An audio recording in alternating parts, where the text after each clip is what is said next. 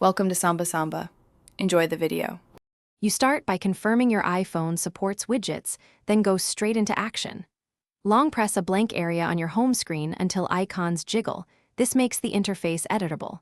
Once done, tap the plus icon in the top left to open the widget gallery. You will see size options: small, medium, large, so pick the size that fits your layout.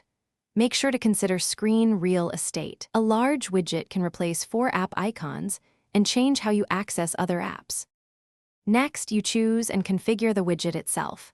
In the gallery, search or browse to find the app you want. Swipe to preview available sizes and content. Tap Add Widget to drop it onto the home screen.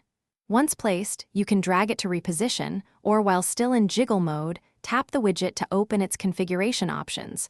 For example, select an account, choose a list, or set refresh frequency. This step ensures the widget displays the exact information you need. Finally, lock in your changes and verify the widget works. Tap Done or use your home gesture to exit jiggle mode. You should see live content updating. If the widget shows stale or no data, make sure the underlying app has permissions, background app refresh is enabled, and you are signed in. If problems persist, remove the widget and add it again, which forces a fresh connection. As a last resort, restart your iPhone.